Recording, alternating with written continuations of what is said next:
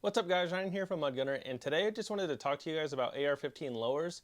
If you don't know what an AR-15 lower is, it is this. You basically need this to build this.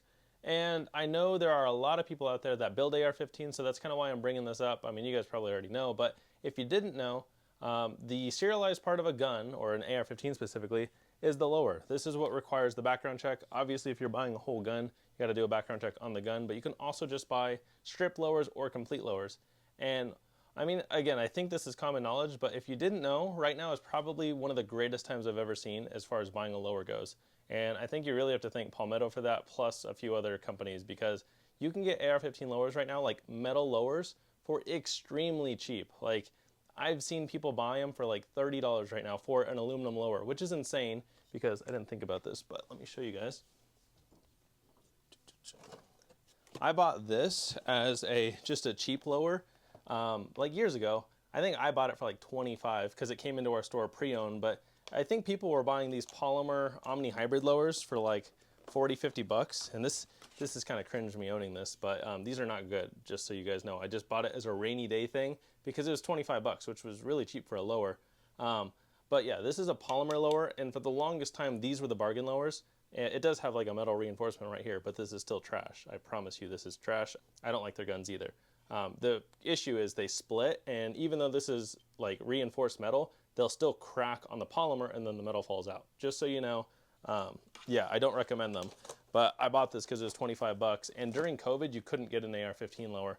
To be honest, I probably should have sold this during COVID because it would have got like 100 bucks, which not a bad turnaround. But yeah, right now is the greatest time, in my opinion, that I've seen in the last 10 years for buying lowers because, again, you have companies like Palmetto and some other ones, like even Arrow does pretty affordable stuff. But they're basically blowing out their lowers left and right, and they're doing it with almost all their guns. So, I mean, I see all the Palmetto transfers that come through our store every day. There's quite a few of them, but yeah, I just wanted to talk about it. Why would it be a good thing to keep lowers around? Well, let's say you have a build in mind. You can go that route. Like this lower right here, this is a BCM lower that I bought, and I have a very specific build in mind for this. I'm going to show you guys a picture I took on my Instagram today.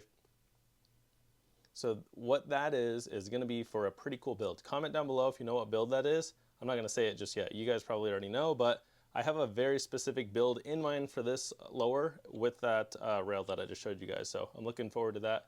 I'm hoping we can have it done by the end of the year, but it's hard to say because I'm always working on a lot of projects, but I have the lower completely done. So again, this is a BCM, and yeah, I just have it sitting around for when I get that upper built. And then this one is an Arrow Precision lower, and this one's got a Geisley trigger in there. It's got Magpul CTR stock, and yeah, I think what my plan for this one is, it's probably going to be an M4A1 build. I have an M4A1 upper that I want to get, and yeah, I think this would be a good host for it, and I just like flat darker stuff, so I'm thinking this is going to be an M4A1 build. I'm not 100% sure, but this is an Arrow Precision X15 lower, so it's just their bare bones lower. You don't have to get fancy with lowers, especially if you're just kind of keeping them as rainy day lowers like these. I didn't get super fancy with the arrows. One of these was a gift, but I have an X15 lower, which is just another one of these. And I got an M4 carbine lower just because it's cool. I like that a lot of these companies, Palmetto, Arrow, and I'm sure others, are doing like the US property marked ones. And again, they're not like the real deal, but they are a real lower, and it says Property of USA M4 carbine. So this would be really cool for a clone build. This would actually be better for an M4A1 build, but this one's already complete and I'm not tearing it apart. But again, this is just an X15 lower. This is the same thing, it's just different stamping. But I think lowers could be good rainy day items just because, again, it's a serialized part, depending on your state, obviously. But here in Arizona, everything can be shipped to your door except the serialized part. So you could build an entire AR-15 at home once you have a lower. And again, lowers right now, you could probably find, I mean, I'd say consistently in the $40 range, but occasionally I see people, like their invoices, they get them for like 30, 35 bucks, which is insane. So yeah, I think right now is a pretty good time to buy lowers. One cool lower that I never thought would be hard to get, I mean, I knew some of them would, are Spikes tactical lowers.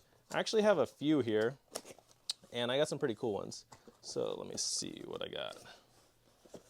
So these are my two Pipe Hitters Union one. We got the Pipe Hitters Union Joker and Spade. I'll show you guys those in a sec. But we have this cool one. This is the Pineapple Grenade Lower, and it's color filled. It says Safe, Fire, or Aloha Snack Bar. And I thought that was pretty cool, but it's just a color-filled pineapple grenade from Spikes Tactical. And then we got, what is this one? Yes. This is the one that started it all for me with Spikes Tactical with their funny lowers. This is the Snowflake lower. So it says safe space, triggered, or full libturd. And I just thought it's funny. So that one's color filled. And then I got one more to show you. We got the waterboarding instructor. So I thought that was pretty cool. I like the color filled stuff. It says dry, wet, or drown them. You don't see the color filled as much right now. They're probably still doing them here and there, but yeah, they got pretty hard to get. And honestly, I don't see myself ever building this up, but it's just nice to have. And I mean, at some point, I kind of want to build like a little display for all of them because they're kind of boring to look at in the box. But if you had like a little like glass display case with all of them, I think it'd be kind of sick. The ones in here, I'll just pop up a picture for you guys because you can't really see, but one is a Pipe Hitters Union Spade and one is the Joker, and I think they look pretty sick. So again, I just showed you guys a picture of those.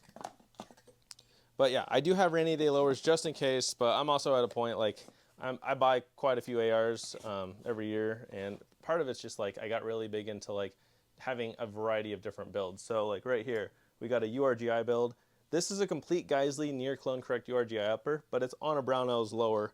And I think later this year, or maybe Geissele's about to have a Blem sale, but they also do a Blem sale around October. I might buy a Geissele lower for it just so I can make it a complete Geissele because I'll build out lowers and I have a couple lowers like these, but I really try to keep stuff as complete as can be. And by that, I mean like same brand, lower, upper, and ideally at least barrel. Like rails could change, but I try to like keep it all one. Like if I get a Geissele lower for this and like mostly Geissele parts, I can call this a complete Geissele URGI. But I just don't feel like I can having a Geissele upper and a Brownells lower. So that's just me nitpicking it. This one right here, this is a BCM lower as well, and it's got a Triarch upper on here, which it's a really nice upper, but getting a Triarch lower is pretty tough. So yeah, I just had the chance to get this Triarch upper, and I was like, well, I want the upper. I actually have a Triarch 11.5 complete gun, which is nice, but at some point I'd like to get a Triarch lower for this, and then I'll probably have to get a BCM upper because I just want stuff to match if I can. But for now, I don't mind. It's a very nice build. This one's chambered, so I'm not going to mess with it too much, but yeah, this is BCM Triarch build, and it looks really nice. I've shot it on the channel before. I've ran it suppressed. It runs great.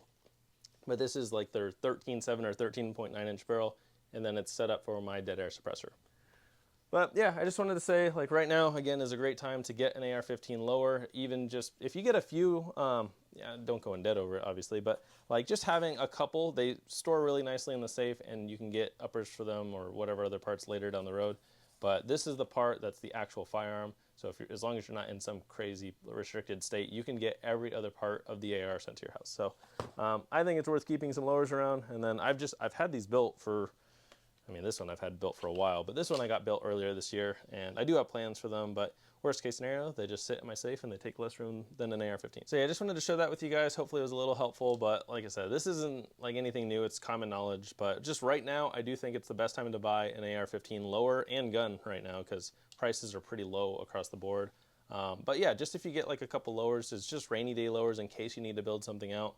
Or like help a friend out. Like I had a lot of people that were messaging me during COVID like, hey, will you sell me a gun? And I was like, no, not because I don't want to help them out, just I don't want to sell my personal guns like that, or I didn't at the time. So yeah, but having lowers around, maybe you can't get your friend a gun if they need it, but you have a spare lower lying around. I should have done that with that stupid polymer one. I didn't even think about it. But yeah, just again, rainy day lower is not a bad thing to have, and I see it as like a $30 investment. I mean, it might be like $50 after shipping and transfer, but still, I think it's a fair investment. I wouldn't buy like hundreds of them. Like I don't feel like I want to store 100 lowers. That would take up space at that point. But having a few, it's not terrible, and I don't mind. Like all the color-filled ones are pretty cool. So thank you guys for watching. I hope you enjoyed, and stay tuned for my next video.